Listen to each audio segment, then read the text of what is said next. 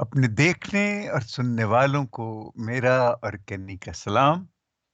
हम आपको बाप और बेटे और रुल कुद्स के नाम में खुशामदीद कहते हैं। आज क्लीसियाई कैलेंडर के एतबार से 28वां आम इतवार है और ये तीसरा साल है, साल सोम। और जैसे मैं बार बार आपको याद दिला रहा हूँ कि हम बहुत जल्दी आमद के दिनों में, आमद के मौसम में दाखिल होने वाले हैं। तो आज की तिलावतों के लिए आप बाइबल ले आएं और मैं आपको तिलावतों के बारे में हवाले देता हूं।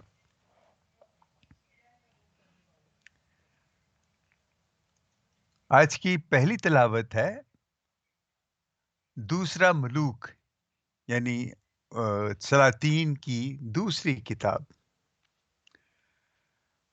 दूसरा मलूक, उसका 5वां बाब, 14वीं से 17वीं आयत तक।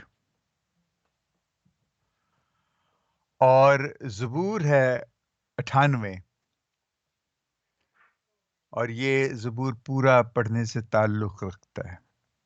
वैसे तो तमाम ज़बूर ऐसे हैं, लेकिन कुछ ज़बूर हैं जिनमें शुक्रगुज़ारी और खुदा की निजात के बारे में कुछ ज़्यादा खुशियाँ मनाई जाती हैं। दूसरी तिलावत है तिमोथाउस का ख़त या तिमोथियस का ख़त या टिमोथी अंग्रेज़ी में जिसे कहते हैं, दूसरा ख़त, उसका दूसरा बाब 8वीं से 13वीं आयत तक। और आज की इंजील जलील है मुक़द्दस लूका के मुताबिक उसका 17वां बाब 11वीं आयत से लेके 19वीं आयत तक। तो आइए हम पहले इंजील की तिलावत करें और फिर उस पे हम सोच विचार करेंगे। लिखा है, और ऐसा हुआ कि जब वो यरूशलेम को जाता था तो सामरिया और जलील के बीच से होकर जा रहा था। और जब वो एक गांव में दाखिल होने लगा तो 10 मबरूस आदमी उसे मिले। वो कुछ फासले पर खड़े हो गए और आवाज बुलंद करके बोले, ए यीशु, ए उस्ताद, हम पर रहम कर। उसने देखकर उनसे कहा कि जाओ, अपने आप को काहिनों को दिखाओ। और ऐसा हुआ कि वो जाते जाते पाक साफ हो गए। उनमें से एक ने जब देखा कि मैंने शिफा पाई है, तो बुलंद आवाज से खुदा की तमजीद करता हुआ लौटा और उसका शुक्र करता हुआ और उसके कदमों पर मुंह के बल गिरा। और वो सामरी था। यीशु ने खिताब करके कहा कि क्या 10 पाक साफ ना हुए? फिर वो 9 कहाँ हैं? क्या इस परदेसी के सिवा और न पाए गए जो लौटकर खुदा की तमजीद करते? और उसने उससे कहा, उठकर चला जा, तेरे ईमान ने तुझे बचाया है।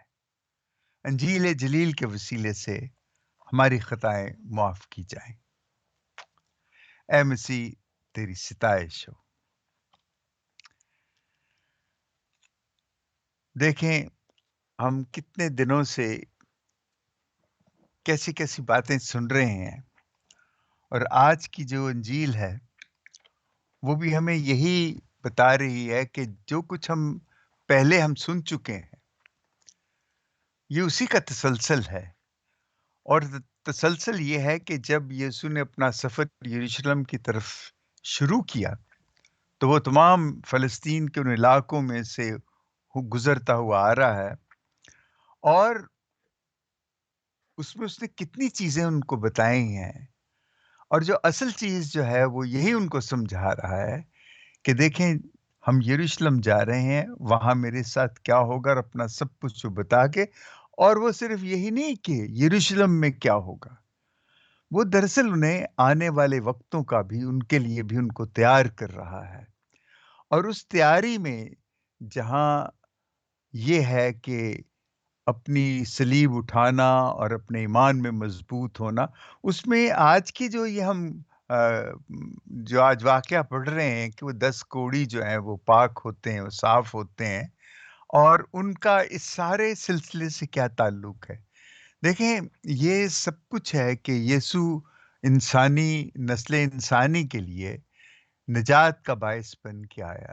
تو اس کی نجات کے لیے جو کچھ اس نے کیا اور جو کچھ اپنے آپ کو جس طریقے سے پیش کیا، اس کے لیے یہ جو آج ہم اس پہ جب ہم بات چیت کریں گے تو یہ بھی ایک زندگی کا ایک پورا آپ کہیں کہ ایک نمونہ ہے، جس پہ کہ ہمیں چلنا ہے اور جس پہ چل کے ہم یسوع کی اس نجات کے عمل اور اس میں ان تمام قربانیاں، ان سب کو ہم کس طرح ہم اس کو لیتے ہیں، کس طرح ہم اس کو سمجھتے ہیں، کس طرح ہم اس کا شکر ادا کرتے ہیں، اور شکریہ ادا کرنا، اس کا شکر گزار ہونا جو ہے وہ کتنا اہم اور کتنا ضروری ہے، اور زندگی میں یہ عمل جو ہے وہ کتنا ضروری ہے۔ دیکھیں، اب پہلے میں آپ کو یہ بتاؤں کہ وہ جو صورتحال ہے وہاں کی وہ کیا ہے۔ یہودی تو مسلسل اس طاق میں تھے کہ کب یسوع کوئی ایسی حرکت کریں، اور ویسے تو اس کے تمام اعمال جو تھے وہ یہودیوں کی جو بنائی ہوئی ان کی وہ جو ساری رسم و رواج تھے اور جو انہوں نے اصول بنائے تھے، وہ ان کو چیلنج کر رہا تھا، ان کے خلاف تھا، ان کو خلاف اس حوالے سے تھا کہ وہ بتاتا تھا کہ صحیح یہ نہیں ہے، صحیح یہ ہے، اور اس پہ وہ بڑے تل ملاتے تھے کیونکہ وہ ان کی حاکمیت کو، ان کے حکم کو، اور ان کی وہ جو طاقت تھی، جو حکمرانی تھی، اس کو وہ بار بار چیلنج کر رہا تھا کہ انہوں نے ناجائز طریقے سے غریبوں کو دبا کے رکھا ہوا ہے۔ اب یہاں ایک بڑی آ، خوفناک بات ہے، وہ یہ ہے کہ جو آج کا جو واقعہ ہے یہ کوڑیوں سے متعلق ہے، اور کوڑ جو ہے وہ یہودیوں کی اس ساری معاشرت میں، یہودیوں کی اس تمام سوسائٹی میں وہ اس قدر خوفناک چیز تصور کی جاتی تھی، اور نہ صرف خوفناک بلکہ انتہائی ناپاک تصور کی جاتی تھی۔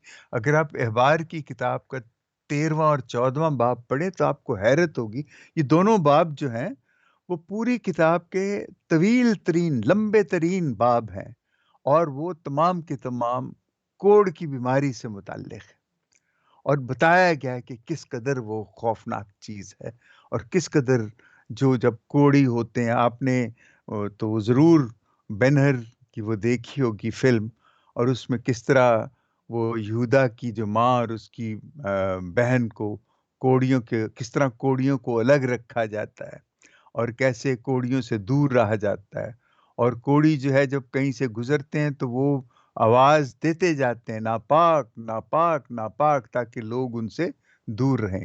یعنی وہ ایک قسم کی ایک ایسی خوفناک چیز ہے کہ انسان انسان نہیں رہتا، اس سے اس قدر حقارت کی جاتی ہے، اس قدر نفرت کی جاتی ہے کہ شاید اس شخص کو اپنے سے بھی خود بھی نفرت ہو، اور وہ سوچتا ہو کہ میں کیوں زندہ ہوں، مجھے کیوں زندہ یعنی اس قدر تکلیف دہ اور دکھ دینے والی بات تھی۔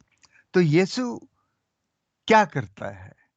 یہ اب بڑی اس معاشرے میں، اب یہودی تو انتظار کر رہے تھے کہ یہ کیا کرے گا، وہ دور سے چلا کے کہتے ہیں کہ اے ربی، اے استاد، ہم پہ رحم کر، اور بس پھر آپ دیکھتے ہیں کہ کیا ہوتا ہے۔ تو وہ ان کو کچھ نہیں کہتا، اور کہتا ہے کہ جاؤ، جا کے اپنے آپ کو کاہنوں کو دکھاؤ، اور وہ کاہنوں کو دکھانے، اب دیکھیے یہاں جو ایک بڑی خاص بات ہے، اور یہاں بڑا خاص لکھا ہے کہ وہ یروشلم کو جاتے تھے، یسوع یروشلم کو جا رہا ہے، اور بڑے کاہن اور سارے وہ یروشلم میں، وہ لوگ جو تھے وہ آ، آخری اتھارٹی تھے، ان کا جو اختیار تھا وہ آخری اختیار تھا کہ وہ بتائیں کہ یہ شخص جو ہے کوڑ سے پاک ہو گیا ہے یا نہیں، اور ان کا کہا جو ہے وہ مستند ہوتا تھا، اس کو کوئی اس کے خلاف بات نہیں کر سکتا تھا۔ تو یسوع نے ان سے کہا کہ جاؤ، اور وہ بھی یروشلم کو جاتے ہیں۔ اب کیا ہوتا ہے؟ دیکھیں اس ساری کہانی میں 3 چیزیں ہیں بڑی زبردست۔ پہلی چیز جو ہے وہ ہے سفر، چلنا۔ یہ چلے جا رہے تھے اور وہ 10 کوڑی بھی، وہ بھی چلے جا رہے تھے، بلکہ وہ راستے میں ملتے ہیں۔ جب وہ راستے میں ملتے ہیں تو وہ دور سے ہی کھڑے ہو کے پکارتے ہیں۔ پہلی کہ وہ سفر میں ہے، دوسرا وہ پکارتے ہیں، اور تیسری جو چیز اس میں آتی ہے وہ ہے شکر گزاری۔ تو چلیں پہلے ہم چلنے پہ بات کرتے ہیں۔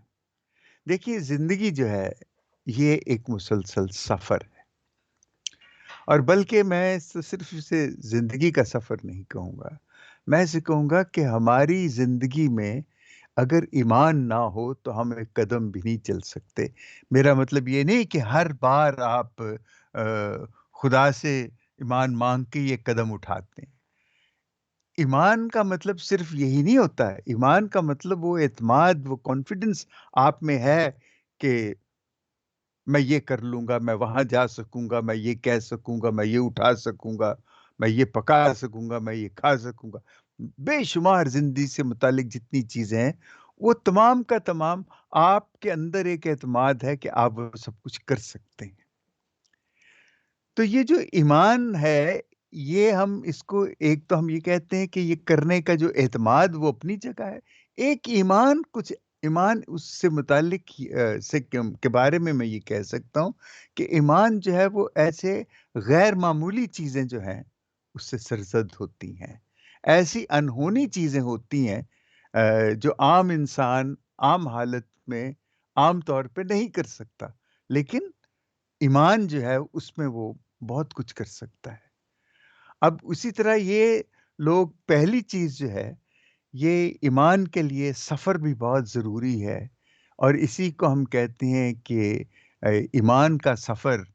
ایمان کا سفر کہ آپ حرکت میں رہتے ہیں، آپ چلتے ہیں اور چلتے ہیں اور خدا کے پاس آتے ہیں اور خدا سے کچھ مانگتے ہیں، تو یہ وہی سفر ہے۔ بعض دفعہ تو آپ کو چلنے کی آپ سمجھتے ہیں میں تو چل نہیں رہا، میں تو بیٹھا ہوا ہوں اور میں خدا سے مانگ نہیں، اس وقت بھی ہم چل رہے ہوتے ہیں، کیونکہ ہم خدا کے نزدیک جب ہم جا رہے ہیں تو یہ جو جانا ہے یہ سفر کرنا ہی تو ہے نا۔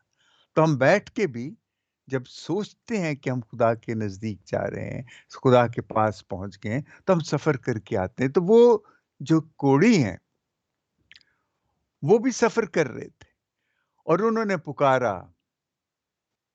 انہوں نے کیا کیا؟ انہوں نے پکارا، اور پکارا کہ اے استاد، اے خداوند، اے استاد ہم پہ رحم کر۔ تو یسوع نے ان سے کہا، کیا کہا؟ کہ جاؤ اپنے آپ کو کاہنوں کو دکھاؤ، جاؤ، چلو، سفر کرو، چلتے جاؤ اور جا کے اپنے آپ کو کاہنوں کو دکھاؤ۔ دیکھیں ایمان اور یہ چلنا اور ایمان کا بڑھنا، یہ بڑا ایک عجیب سا رشتہ ہے۔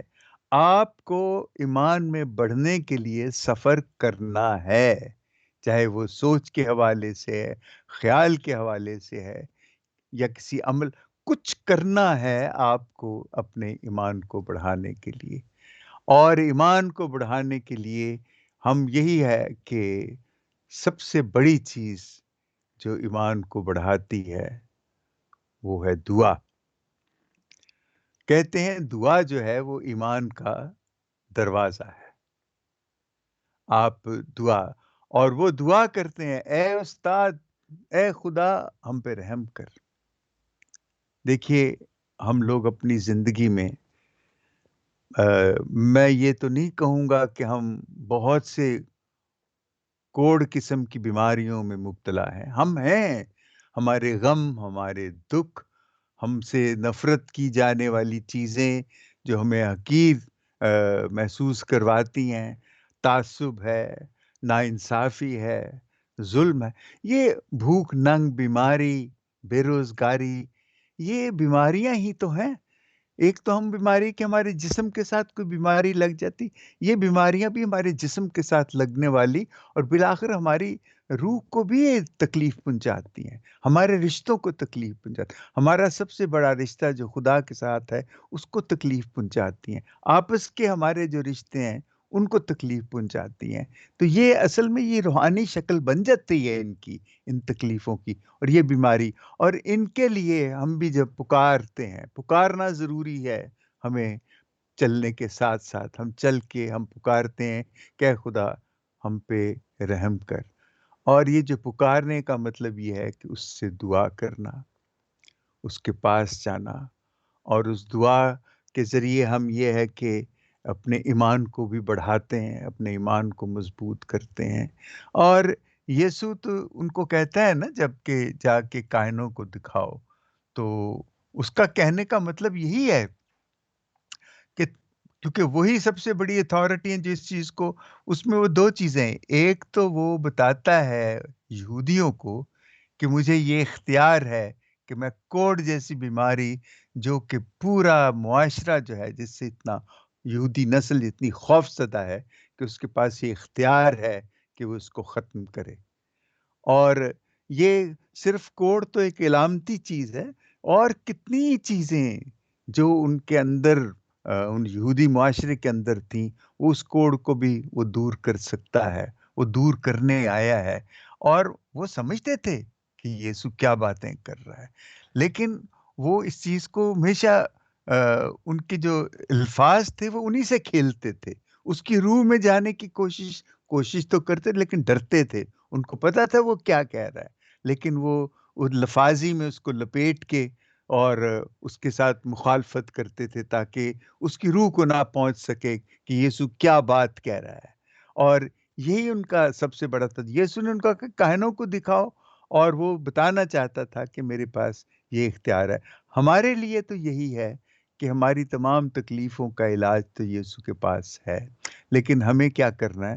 ہمیں اس کے پاس جانا ہے، اور جب ہم اس کے پاس جاتے ہیں تو پھر ہمیں اس کو کہنا ہے، اور جب ہم اس کو کہتے ہیں تب ہم اس کو پکار کے کہیں یا کیسے کہیں، یہ ضروری ہے کہ ہم کہیں، ہم کہنے کے بغیر۔ اب دیکھیے یہاں ایک اور بھی بات ہے کہ اکثر ہم جب وہ کرتے ہیں کہ خدا ہمارے تمام مسئلے جو ہے وہ حل کر سکتا ہے، یا یہ باتیں، اس پہ میں بہت دفعہ بات کر چکا ہوں، میں اس پہ بحث نہیں کرنا چاہتا۔ تو یہ جو ہماری تکلیفیں جو ہیں، دیکھیے میں جس چیز کو بلیو کرتا ہوں، جو میرا بڑا شدید اور سخت قسم کا ایمان ہے، وہ یہ ہے کہ میں جب خدا سے کہتا ہوں نا، مجھے یہ میں نے خود سیکھا ہے اپنی زندگی سے، یہ سیکھنے کے بعد میں آپ کے ساتھ کہہ رہا ہوں کہ تکلیفیں جو ہیں وہ خدا سے، یہ جب ہم کہتے ہیں نا کہ خدا میری تکلیف ہٹا دے، ختم کر دے، تو اصل میں ہم اس کو یہ کہہ رہے ہیں کہ مجھے وہ طاقت دے، مجھے وہ سمجھ دے، مجھے وہ حوصلہ دے، تاکہ میں اس چیز کو برداشت کر سکوں، اس کا مقابلہ کر سکوں، اور تو میرے ساتھ ہے تو میں اس کا مقابلہ کروں گا۔ تمام وسائل جو ہیں وہ موجود ہیں، وسیلے ہیں، ہمیں ان تک پہنچنا ہے، ہمیں ملتے نہیں ہیں تاکہ ہم اپنی اس تکلیف سے کا ازالہ کر سکیں، اس تکلیف سے ہم بچ سکیں۔ وہ جو ساری چیزیں ہیں وہ موجود ہیں، لیکن یسوع جو ہے اس کا ہونا ہمارے ساتھ کا مطلب یہ نہیں کہ وہ تکلیف ایسے چٹکی بجا گئے، جیسے ان کا کوڑ جو ہے وہ ایک دم، آ، یہ سوال ہے کہ اس کا کوڑ کیوں ایک دم، اگر یسوع نہیں کچھ کرتا تو پھر ان کا کوڑ کیوں ختم ہوا؟ یقیناً یہ بات اپنی جگہ بالکل مستند ہے کہ اس نے ان کا کوڑ ختم کیا، اور وہ ختم کر سکتا ہے، ہماری تکلیفیں بھی ختم کر سکتا ہے، لیکن اپنے اس موت، اس تکلیفوں کی زندگی میں سے گزرنے کے بعد، صلیب پہ مرنے کے بعد، وہ ہمیں یہ عمل سکھا کے گیا ہے کہ ان تکلیفوں میں سے گزرو گے تو تمہیں پھر قیامت ملے گی، تم پھر زندہ ہوگے، اگر اس میں سے نہیں گزرو گے تو تم تکلیف میں رہو گے۔ ہم اس بات کو شاید ٹھیک طرح سے سمجھتے نہیں ہیں، تکلیفیں رہتی ہیں، لیکن خدا ہمیں اتنا بڑا دل دے دیتا ہے، اتنی بڑی طاقت دے دیتا ہے، اتنا ایمان، اتنا پیار دے دیتا ہے کہ ہم ان تکلیفوں کو تکلیفیں سمجھتے نہیں ہیں، اور محنت کرتے ہیں، اپنا پورا زور لگاتے ہیں.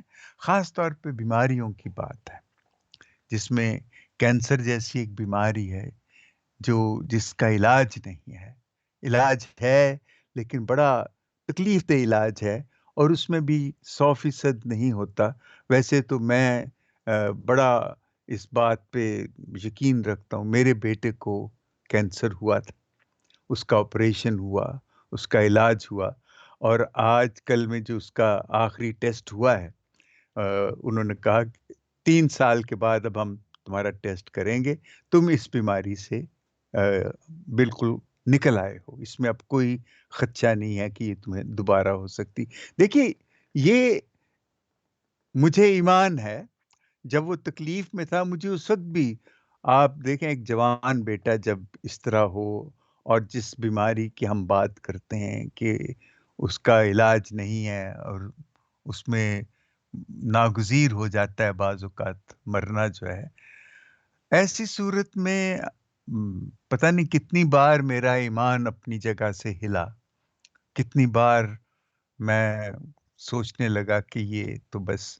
لیکن جب میں یہ کہتا تھا نا کہ تو اے خدا میرے ساتھ کھڑا رہ، تو مجھے پتہ نہیں کیسی ایک طاقت ملتی تھی، ایسا ایک زور ملتا تھا، اور میں بالکل ہلکا ہو جاتا تھا، اور مجھے کوئی فکر نہیں رہتی تھی. اور میری بیوی بعض دفعہ وہ اس بات پہ بڑا پریشان تھی کہ تمہیں کوئی فکر نہیں ہے.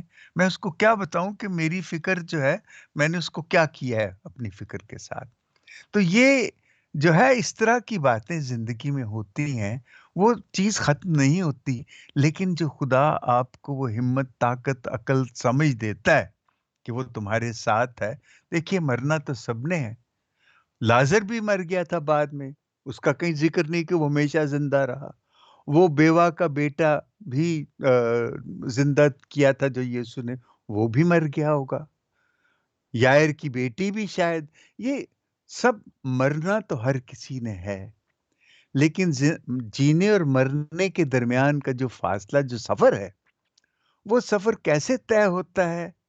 اس طے کرنے کا ہی سارا کچھ یسوع کا آنا، اپنی زندگی کا سارا وہ جو اس نے ہمیں بتایا، لکھایا، جو کچھ ہم آج پڑھ رہے ہیں، جو باتیں ہم کر رہے ہیں، یہ وہی فاصلہ ہے زندگی سے موت تک کا، اور اس کے درمیان جو سفر ہے، یہی ہے سب کچھ. اور اس کو کیسے طے کرنا ہے؟ ہم بڑے مختلف اپنے اپنے طریقے ہیں. ہم اپنی انجیل کو جس طرح بھی سمجھتے ہیں، ان دکھوں کو جس طرح سمجھتے ہیں، خدا کے وجود کو جس طرح سمجھتے ہیں، جیسے وہ ہمارے دکھوں تکلیفوں کو دور کرتا ہے، ہم جس طرح ہم ان کو دیکھتے ہیں، یہ ہر کوئی اپنی اپنی سوچ سمجھ کے اعتبار سے کرتا ہے، اپنے اپنے تجربے سے کرتا ہے. لیکن ایک بات عقل میں آتی ہے کہ یہ سارا دکھ گتسمنی کے باغ سے، بلکہ جیسے یسوع نے اپنی جس کی پیدائش ہوتی ہے اس وقت سے لے کے قبر میں جانے تک، اور پھر اس کا زندہ ہونا تو وہ بعد کی بات، قبر میں جانے تک وہ مسلسل مخالفتوں کا اور سازشوں کا اور جانے کن کن چیزوں کا وہ شکار رہا ہے، اور بالآخر اس کو اپنی جان سے ہاتھ دھونے پڑے. یہ بات ہے، یہ سب کچھ اس نے ہمارے سامنے رکھا ہے. اس نے کہا یہ ہے زندگی، اور اس میں جو سب سے ضروری چیز ہے کہ جاؤ خدا کے پاس، چلاؤ خدا کے پاس، اور جب چلاؤ اور جاؤ اور چلاؤ تو پھر اس کا شکر بھی کرو، اور ہر حال میں بلکہ اس کا شکر کرو. جس بھی حال میں ہو اس کا شکر کرو. وہ 10 پاک ہوتے ہیں. ایک وہ جو سامری تھا، جو یہودی بھی نہیں تھا، جس کو یہودی کہتے تھے کہ یہ جینٹائل ہے، یہ غیر یہودی ہے، اس کو غیر یہودی باقاعدہ کہتے تھے، حالانکہ وہ بھی یہودی، ان 12 قبیلوں ہی میں سے تھے جو یعقوب کے بعد، لیکن ان کو یہ جو یہودا کے قبیلے کے لوگ تھے، وہ ان کو یہودی نہیں مانتے تھے، ان سے نفرت اور حقیر ان کو جانتے تھے. دیکھیں، یسوع ان کے ساتھ، اور اس نے آ کے صرف یہی کہا کہ یہ سب کے لیے ہے، سب کو. لیکن جو سامری ہے، جو غیر یہودی، वो शुक्र करने आ गया।